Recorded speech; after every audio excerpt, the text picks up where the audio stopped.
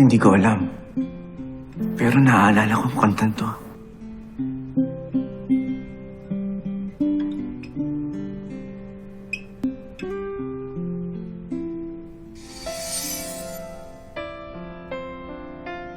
Sa'yo nagmana ng katalinuhan ng bibi natin, Isabela. Kahit bata pa lang siya, kita na sa kanya. Sabi, Pinapangako ko, Isabela. sabi. Hahanapin ko ang anak natin.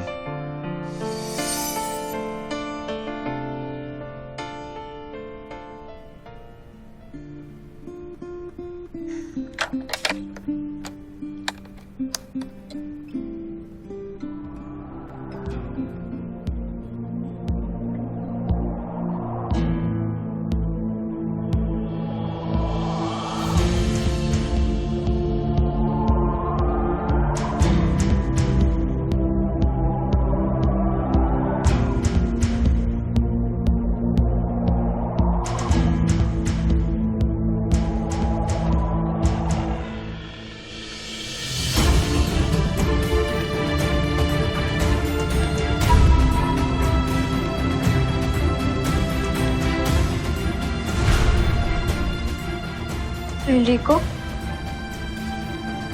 Buhay po kayo?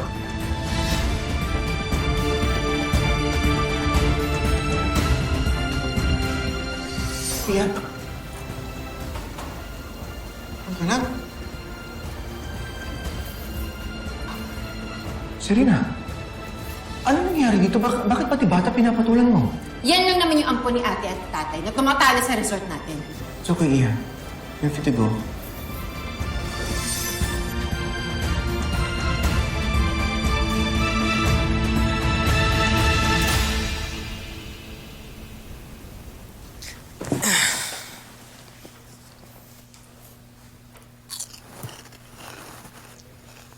Hanggang kailan tayo dito sa Hotel Miguel? Basta, we'll be safe here. Dad won't know. Grabe.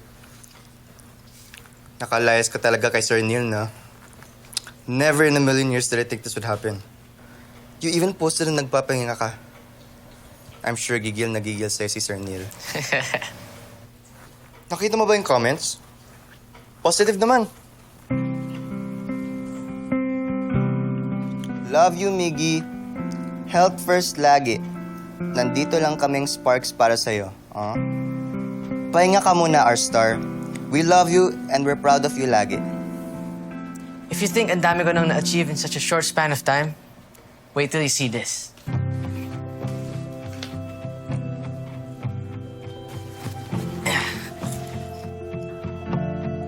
Ta-da! What's this?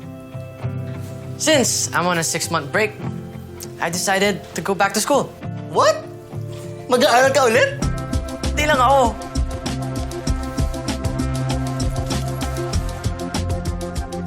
Ikaw rin. Are you serious? Let's go! What?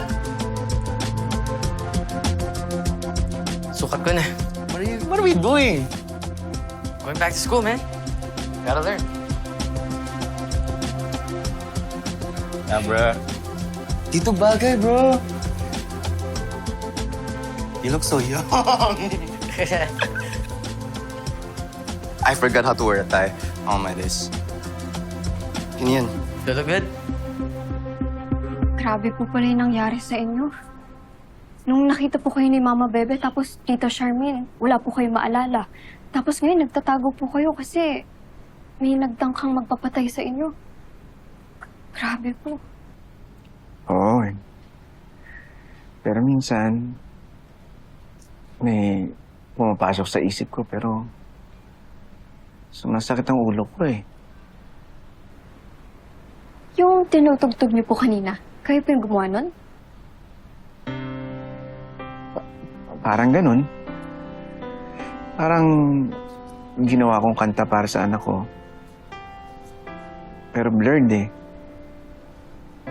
Parang laging ko kinakanta sa anak ko yun eh. Sigurado po yan po ang paborito niyang kanta.